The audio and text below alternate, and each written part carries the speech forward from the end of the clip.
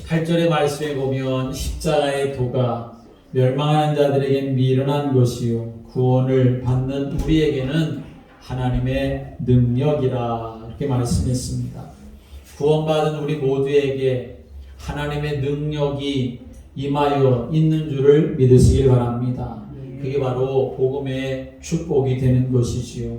그러므로 연약한 가운데 우리의 마음과 생각을 빼앗기지 말고 또 문제 가운데 빠져 살지 말고 구원받은 우리에게는 하나님의 능력이 함께하여져 있음을 믿고 하나님 자녀된 신분과 권세를 누리며 승리하는 성도들 되시기를 주님의 이름으로 축복합니다.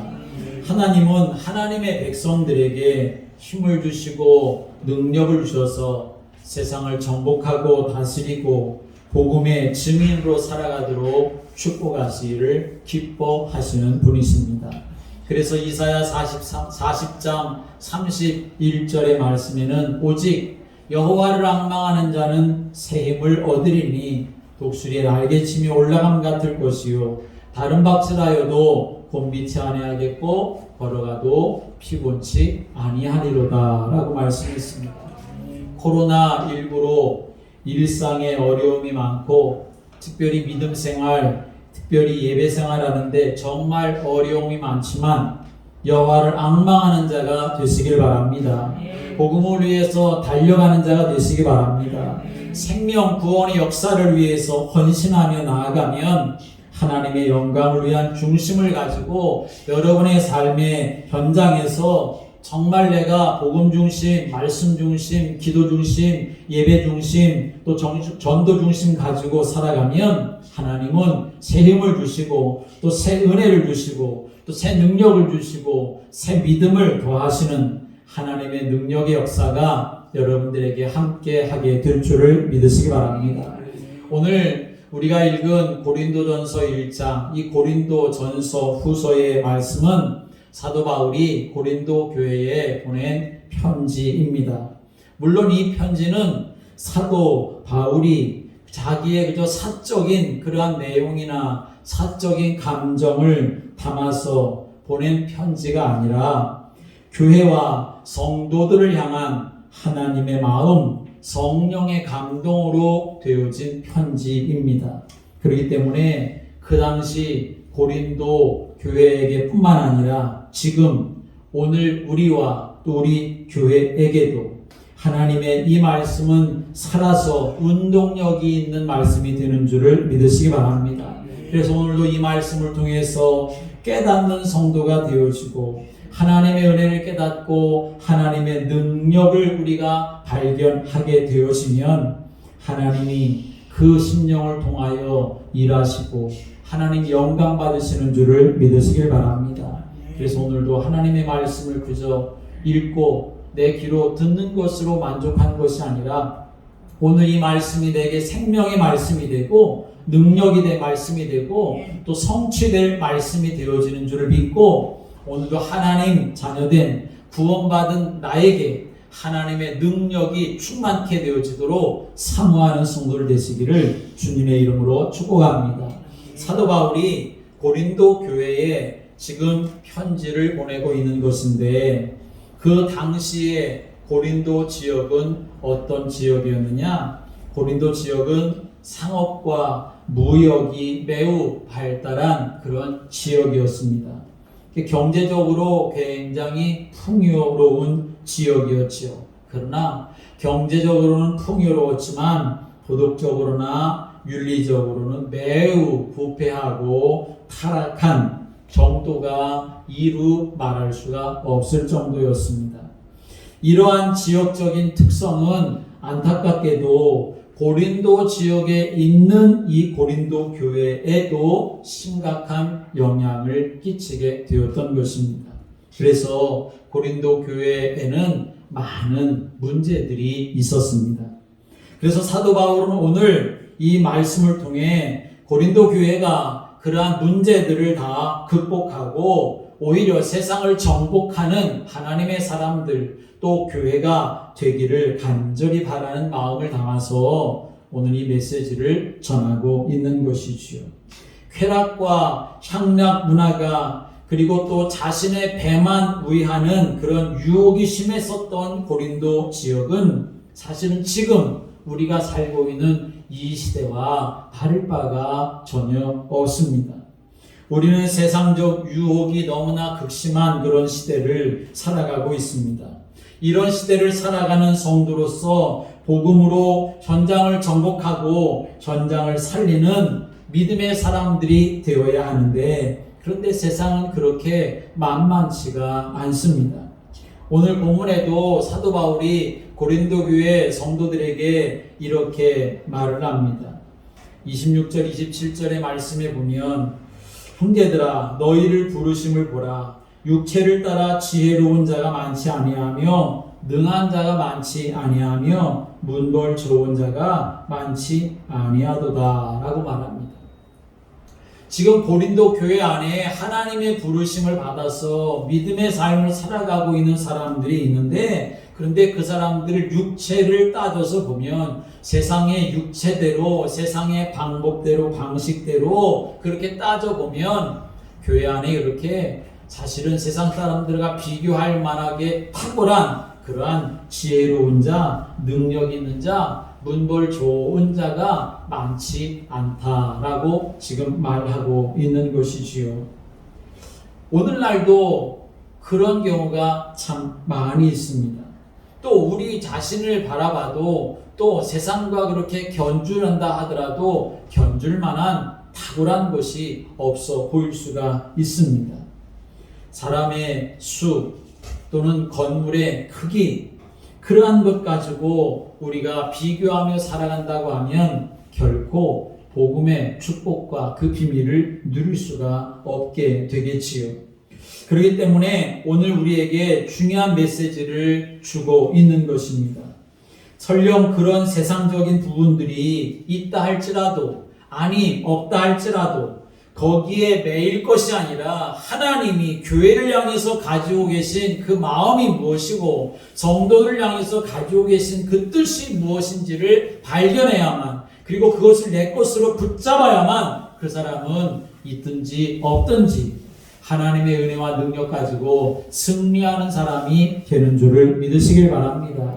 세상의 것으로 우리는 승리할 사람이 결코 아닙니다. 하나님의 은혜와 능력을 가지고 살아가는 성도가 되어야 하는 것이지요. 그러면 우리는 어떤 방법으로 이 세상 속에서 승리하며 살아갈 수 있을까요? 내가 삶을 살아가는 장에서 내가 전도자로 삶을 살아가고 하나님 주신 은혜와 응답을 누려서 그리스도의 제자로 그렇게 역할을 감당하며 삶을 살아갈 수가 있을까요? 우리는 먼저 이 세상을 좀 바라볼 필요가 있습니다. 이 세상은 어떤 세상이냐? 이 세상의 사람들은 어떤 마음을 가지고 있느냐? 하나님의 능력을 필요로 하지 않는 그러한 세상인 것을 우리는 먼저 알 수 있습니다.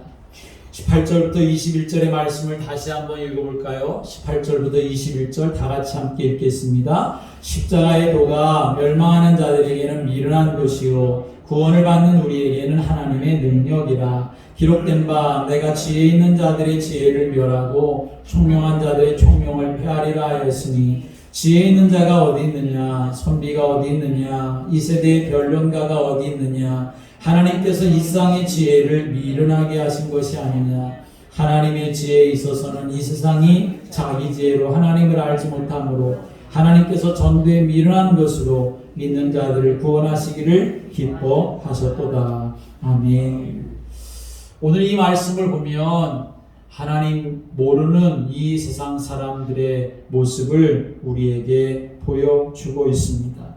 사실은 지혜 있는 자들처럼 보여지지만, 또 능력 있는 사람들처럼 보여지지만, 어떤 사람은 선비처럼 보여지고 어떤 사람은 변론가처럼 보여지지만, 그러나 그것이 하나님을 만날 수 있는 방법이 되지 못한다는 것을 말하는 것이지요.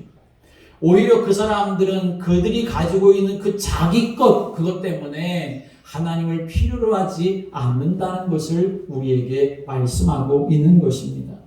왜 세상 사람들은 하나님의 능력, 그리스도가 필요 없다고 그렇게 여기며 살아가는 것일까요?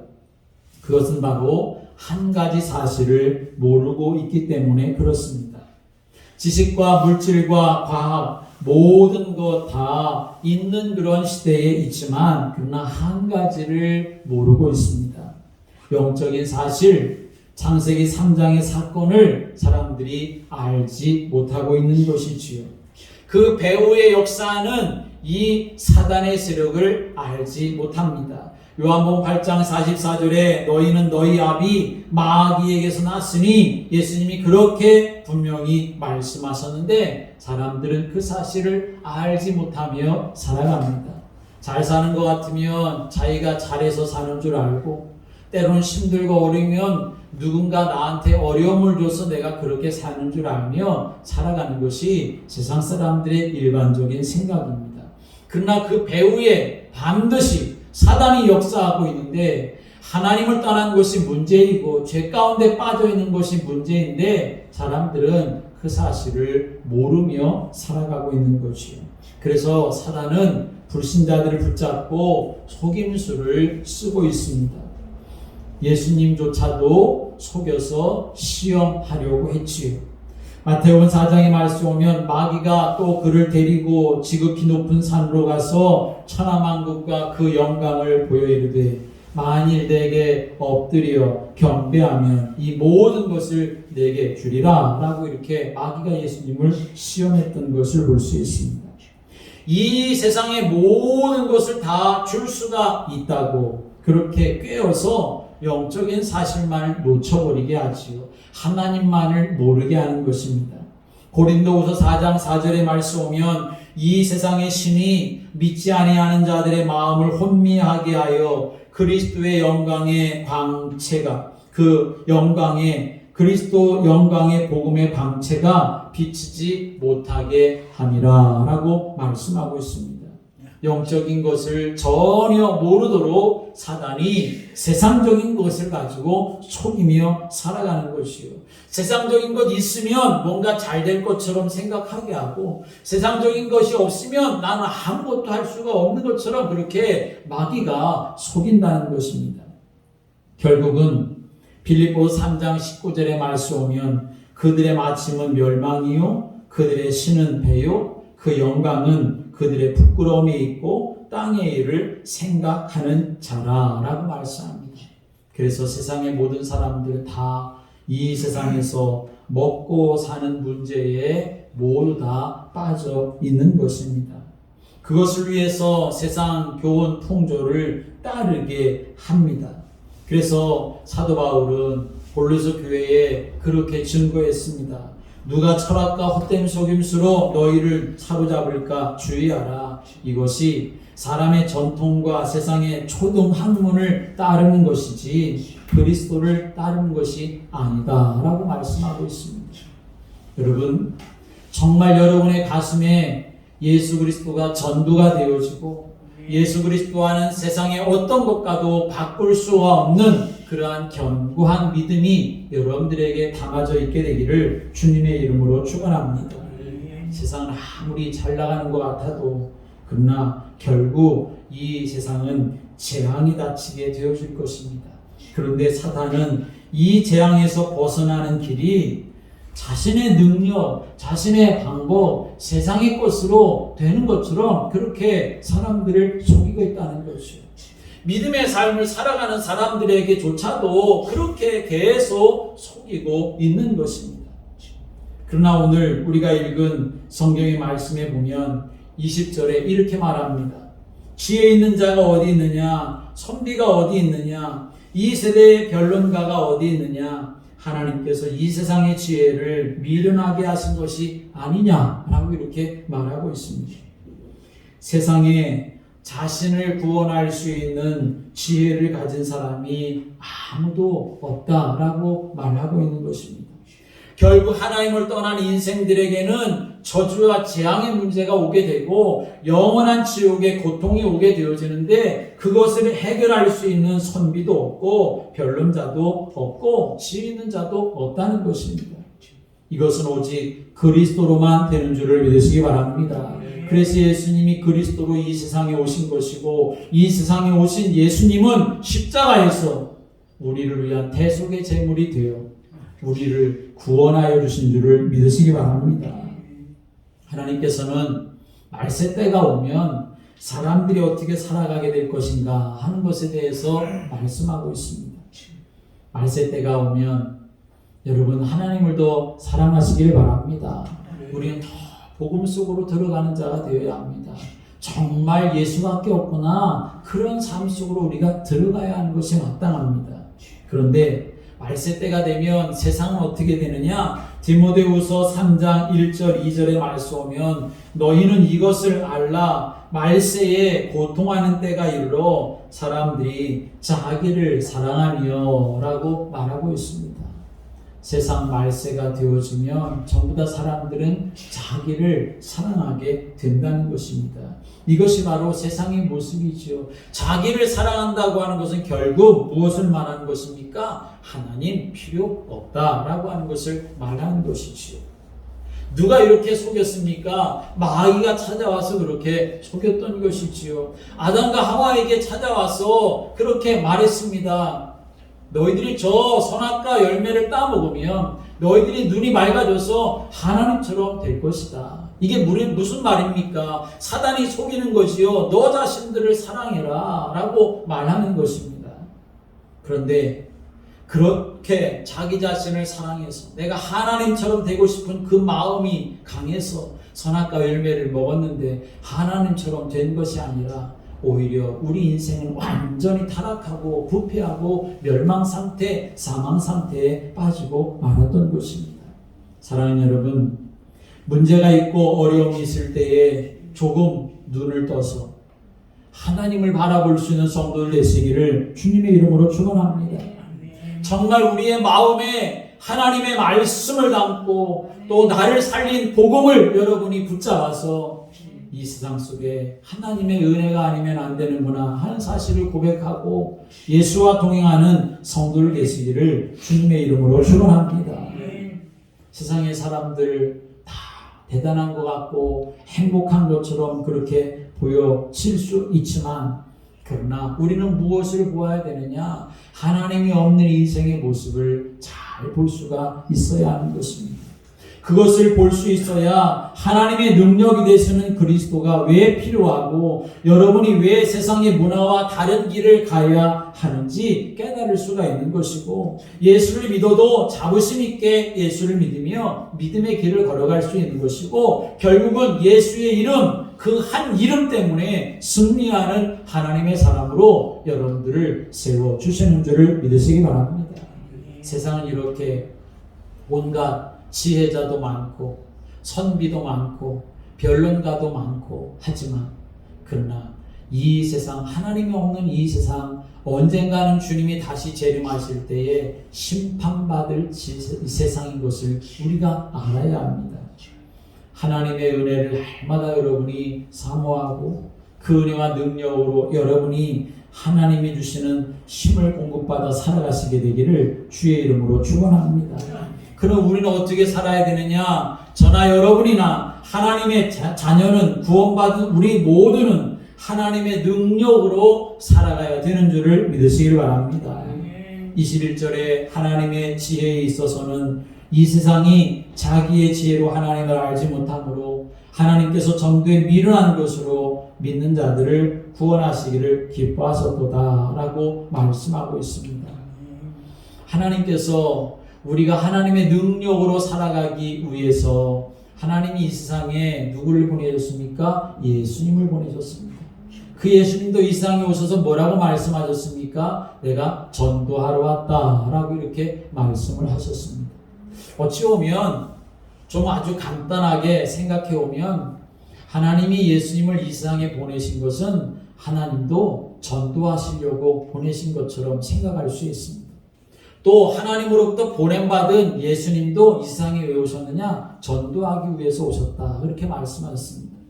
예수를 믿는 우리들도 왜 예수를 믿어야 되느냐? 하나님의 자녀가 되는 건 당연하지만 예수님이 제자들을 부르실 때 뭐라고 말씀하셨습니까? 나를 따라오너라 내가 너희로 사람 낚는 어부가 되게 하리라 이렇게 말씀하셨죠.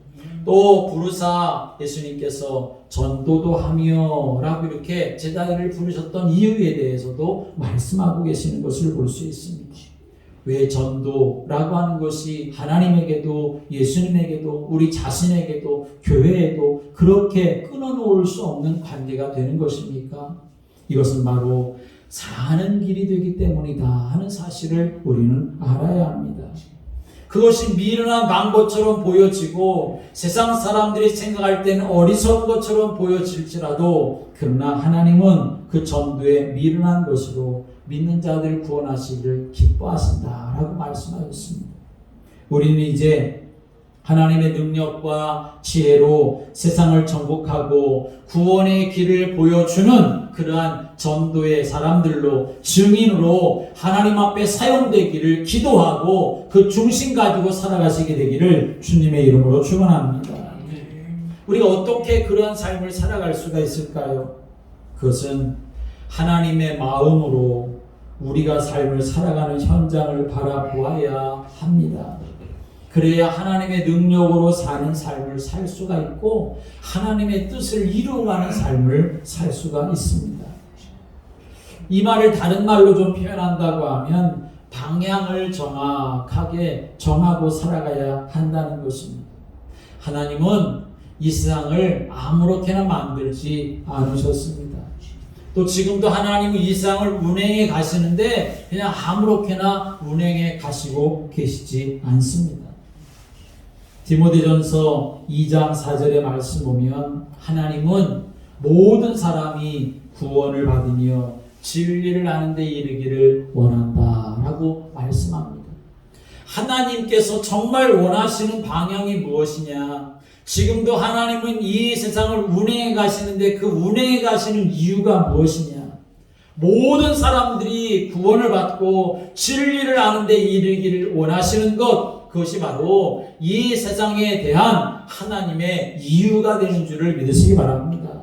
모든 것에 하나님의 이유는 어디에 있느냐? 모든 사람들이 구원받기를 원하는 것, 진리, 예수 그리스도를 알아서 하나님의 자녀가 되는 것, 그게 바로 하나님이 모든 이유가 되어진다는 것입니다.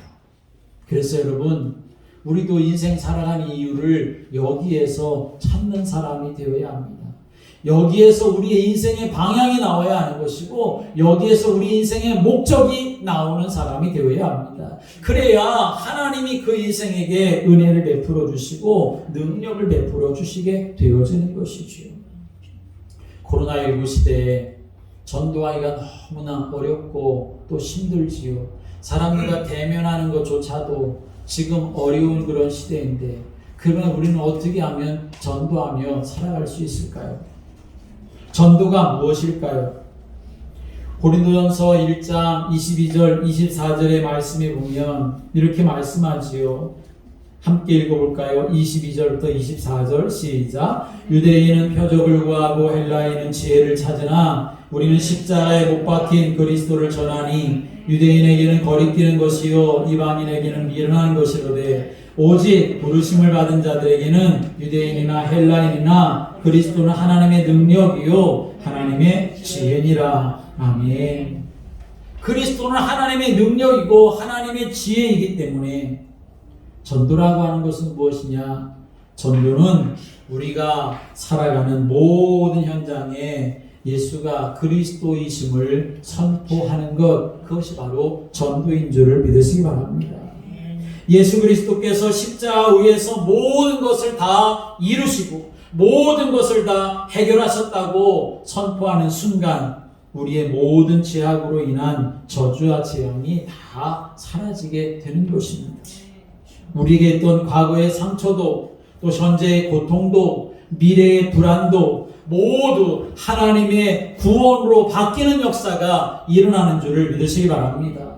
왜? 그리스도는 하나님의 능력이기 때문에 그렇습니다. 오늘 저도 마찬가지고 여러분들도 마찬가지고 여러분이 삶을 살아가는 현장도 마찬가지고 우리가 능력 있는 삶을 살아가려고 하면 하나님의 능력이 되는 그리스도 외치고 선포하고 고백하는 증거하는 그러한 성도들 되시기를 주님의 이름으로 축복합니다. 그것이 우리가 승리할 길이 되어지는 것입니다. 현장에 그리스도를 선포하기 위해서는 하나님의 준비하심이 반드시 있다는 것도 우리는 기억을 해야 합니다. 내가 선포하는 것처럼 보여지지만, 내가 고백하는 것처럼 보여지지만, 그러나 하나님의 예비하심, 하나님의 준비하심이 있음을 우리는 분명히 믿어야 하는 것입니다. 성경은 예레미야 33장 2절에서 그렇게 우리에게 말씀합니다. 이를 행하시는 여호와, 그것을 만들며 성취하시는 여호와, 그의 이름을 여호와라 하느니가 이같이 이르시도다 라고 말씀했습니다. 우리에게 벌어지는 모든 일들, 사건들, 만남, 그것은 그리스도를 선포하기 위한, 또 그리스도를 고백하기 위한 하나님의 준비라는 사실을 우리는 알아야 합니다. 문제를 만났을 때에 그 문제가 무엇이냐? 그 문제 속에서 그리스도를 선포하도록 하기 위해서, 그리스도의 은혜를 사모하도록 하기 위해서 하나님이 준비하시는 거구나. 그렇게 우리가 깨달을 수 있어야 합니다. 그러면 우리가 불안과 염려에 잡히지 않을 수가 있는 것입니다. 때로는 좋은 일들이 우리에게 일어나고 큰 응답이 왔을 때에도 그것이 무슨 하나님의 준비냐? 그 일들을 통해서 하나님이 하셨다고, 그리스도께서 정말 우리의 주가 되신다고 고백하도록 하기 위한 하나님의 준비라는 사실을 우리는 알아야 합니다. 그래야 그러한 좋은 일들 속에 내가 취하지 아니하고 또 거기에 빠지지도 아니하고 교만하지도 않은 인생을 살아갈 수가 있는 것입니다. 하나님은 저나 여러분의 인생의 모든 것의 주권자가 되시는 줄을 믿으시기 바랍니다. 그 주권자 하나님은 모든 일들을 이루어 가시는 거예요. 하나님에게는 다 계획이 있습니다. 그런데 우리는 알지를 못해요. 지금 경험하는 것만 우리가 알 수가 있지요. 그런데 지금 경험하는 일들을 내가 알 뿐이지만 하나님 우리의 인생을 다 준비해 놓고 계시는데, 그 준비해 놓고 계시는 이유가 무엇이냐? 바로 예수가 그리스도시구나, 나의 구원자시구나, 메시아구나 라고 하는 것을 고백하고 선포하고 다른 사람들에게 증거하도록 하기 위한 하나님의 준비라는 사실을 우리가 알아야 우리는 전도자 인생을 살아가고 제자의 인생을 살아갈 수가 있다는 것입니다. 성경의 중요한 일꾼들을 보면 바로 이러한 하나님의 준비와 성취 안에서 하나님의 인도를 받고 하나님이 하셨다고 고백을 하고 하나님이 하실 것을 믿으면서 흔들리지 않고 살았던 것을 성경 우리에게 말씀해 주고 있습니다. 대표적인 사람이 바로 요셉이라고 하는 사람이지요. 요셉은 자신의 의지대로 자신의 운명을 걸어간, 자기의 인생을 걸어간 사람이 아니지요. 물론 어릴 때 아버지 품에 있었을 때는 아버지 품 안에서 자라났지만, 그러나 그 다음부터는 자기가 이렇게 하고 싶다고 해서 이렇게 저렇게 살아가는 인생이 결코 아니었습니다.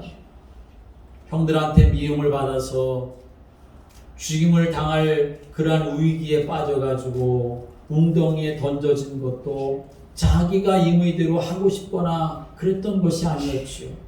물론 물 없는 웅덩이에 빠져서 생명을 구원하게 됐고, 마침 그때 지나가는 노예상들을 만나서 이 노예가 팔려가는 것도 이 요셉의 의지와는 상관이 없었습니다. 노예로 잡혀가서 노예 시장에서 그 애굽의 장군 집에 팔려가는 것도 요셉의 의지와는 상관이 없었습니다. 그 집에서 열심히 일하고 어려움을 만나고 그래서 감옥에 가는 것도 요셉의 의지와 상관이 없었습니다. 나중에는 애굽의 총리가 되었는데, 애굽의 총리가 되는 것도 나는 여기서 애굽의 총리가 되어야 되겠다, 그런 의지 때문에 요셉이 애굽의 총리가 된 것도 아니었습니다. 어찌 보면 요셉의 인생은 자기 의지대로 된 것이 하나도 없었습니다. 우리가 성경을 통해서 요셉의 인생을 쭉 살펴보면 몇몇마다 뭐가 있었느냐? 하나님의 준비하심이 있었다는 사실을 알아야 합니다. 아니, 형들에게 미움받는 것도 하나님의 준비입니까? 노예로 팔려가는 것도, 억울하게 감옥에 가는 것도 하나님의 준비입니까? 여러분, 우리는 알아야 합니다. 그것조차도 하나님의 준비였음을 우리는 알아야 합니다. 그래야 우리는 이 세상에서 여러 가지 많은 생각지 못한 일을 만날 때에도 낙심하거나 절망하지 않게 되는 것이죠. 중요한 일은 무엇입니까? 요셉은 나중에 뭐라고 고백을 합니까? 창세기 45장 5절의 말씀이면 당신들이 나를 이곳에 팔았다고 해서 근심하지 마소서, 한탄하지 마소서. 하나님이 생명을 구원하시려고 나를 당신들보다 먼저 보내셨나이다 라고 말합니다. 또 하나님이 큰 구원으로 당신들의 생명을 보존하고 당신들의 후손을 세상에 두시려고 나를 당신들보다 먼저 보내신 것입니다 라고 말합니다. 요셉은 그 모든 것을 누가 준비하셨느냐? 하나님이 준비하고 계셨다라고 말하고 있는 것입니다. 그렇습니다. 여러분, 여러분들이 여러 가지 많은 일들과 문제를 만날 때에 그 모든 것 속에 준비하심, 계획하심, 개입하시는 것 하나님이 함께 하시는 줄을 믿으시기 바랍니다. 그것을 믿고 하나님의 이름을 선포할 때, 그리스도의 이름을 선포할 때 하나님은 합력하여 선을 이루도록 인도하시며 또 역사하시게 되어지는 것이죠. 그런데 우리가 그걸 놓쳐버리면 문제를 만나고 어려움을 만나면 불신앙에 빠지고 원망하고 불평하는 그러한 어리석음 속에 있게 되어지는 거죠. 하나님이 여러분들의 마음과 생각을 지켜주셔서 정말 모든 일들 속에서 하나님의 계획하심, 하나님의 섭리하심, 하나님의 주권, 여러분이 분명히 붙잡고 모든 것이 합력하여 선을 이루도록 하나님 앞에 기도하며 주님 바라보는, 그래서 그리스도를 고백하고 선포하는 믿음의 성도들 되시기를 주님의 이름으로 축복합니다. 사도 바울도 마찬가지입니다. 그는 하나님의 부르심을 따라서 전도자로 살았습니다.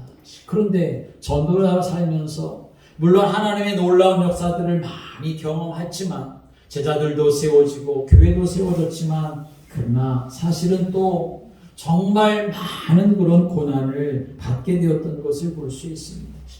그런데 사도 바울은 그 수많은 고난을 당하면서도 그렇게 고백을 합니다. 내게 능력 주시는 자 안에서 내가 모든 것을 할 수가 있느니라 라고 고백을 했지요.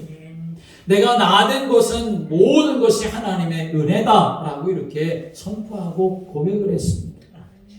사도 바울도 정말 하나님의 은혜라고, 내게 능력 주시는 자 그분 예수 그리스도, 그분으로 인하여 내가 모든 것을 할 수가 있었다고, 또 할 수가 있을 것이라고 그렇게 선포했던 것이죠. 여러분이 살아가는 환경이 어렵습니까? 세상이 너무 커 보입니까? 내가 가는 현장이 너무나 부담스러워 보입니까? 모든 것이 하나님께서 우리를 위해 준비해 주신 것임을 잊지 마시길 바랍니다. 그래서 우리는 그 현장을 바라보며 예수의 이름을 선포해야 합니다. 그 이름으로 흑암의 세력들이 꺾어지고 하나님 나라가 임하고 성령이 역사하는 현장이 되어지도록 기도하는 성도가 되어야 합니다. 기도하며 하나님의 말씀으로 힘을 얻어야 합니다. 또 나는 연약하고 부족하게 보여지지만 그러나 분명히 해야 할 사실이 있습니다. 그것은 바로 나의 정체성을 분명히 하는 것입니다. 하나님께서 나를 택하여 부르셨다고 하는 이 귀한 믿음의 정체성이 회복되어야 하나님의 능력으로 살 수 있습니다. 우리는 각자 다 생김새가 다르고 성격도 다르고 나름대로 가지고 있는 문제들도 있고 현장도 다 다릅니다. 그렇기 때문에 하나님께서는 여러분 모두가 다 필요하셔서 어떤 사람은 금그릇으로, 어떤 사람은 은그릇으로, 어떤 사람은 질그릇으로, 나무그릇으로 그렇게 하나님이 다 사용하실 수가 있는 것입니다. 나를 택하여 부르셨는데 귀하게 쓸 그릇으로 하나님 나를 부르셨다고 하는 이 믿음의 정체성을 여러분이 붙잡으시기를 바랍니다. 혹 부족함과 연약함을 가지고 그것이 문제가 되는 분이 계십니까? 그러나 그것도 우리는 거기에 매이지 말아야 합니다. 우리 함께 읽어볼까요? 고린도전서 1장 27절 28절의 말씀을 함께 읽어보겠습니다. 그러나 하나님께서 세상에 미련한 것들을 택하사 지혜 있는 자들을 부끄럽게 하려 하시고 세상에 약한 것들을 택하사 강한 것들을 부끄럽게 하려 하시며 하나님께서 세상에 천한 것들과 멸시받는 것들과 없는 것들을 택하사 있는 것들을 폐하려 하시나니. 아멘.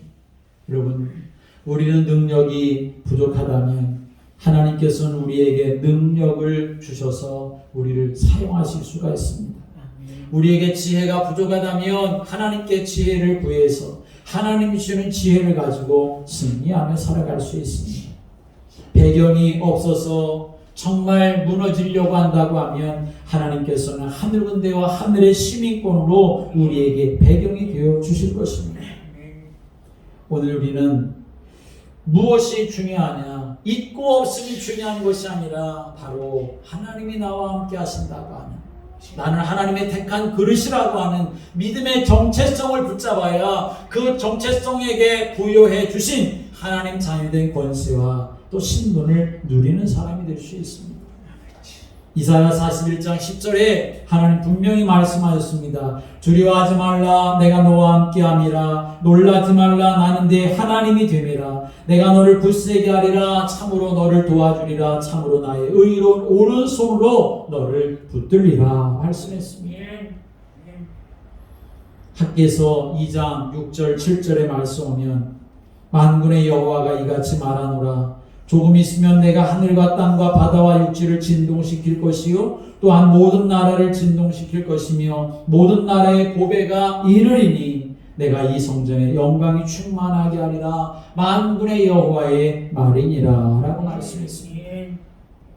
하나님의 언약의 말씀을 여러분들이 굳게 믿음으로 붙잡아서 구원받은 우리에게 주어지신 하나님의 그 능력을 여러분들이 누리며 승리의 길을 걸어가는 성도들 되시기를 주님의 이름으로 축복합니다. 무엇보다도 예배에 승리하고 또 우리의 삶에 정말 빠뜨릴 수 없는 성령의 인도하심 가운데 성령의 충만함과 역사하심 가운데 있도록 하기 위해 하나님 바라보며 예수의 이름으로 기도하는 성도가 되어서 날마다 주와 동행하는 그런 복된 성도들 되시기를, 전장에서 승리하는 하나님의 사람들 되시기를 주님의 이름으로 축복합니다. 기도드리겠습니다. 은혜로우신 하나님, 죄와 사망 가운데 빠져서 아무것도 할 수 없는 인생들, 무엇 하나 한다고 하더라도 오히려 그것은 죄에 더하는 일이 될 수 있었는데 하나님 우리를 구원하셔서 하나님의 자녀 삼아주시고 하나님의 능력을 덧입어 이 세상에 하나님의 자녀로 살아갈 수 있도록 축복해 주시니 감사드립니다.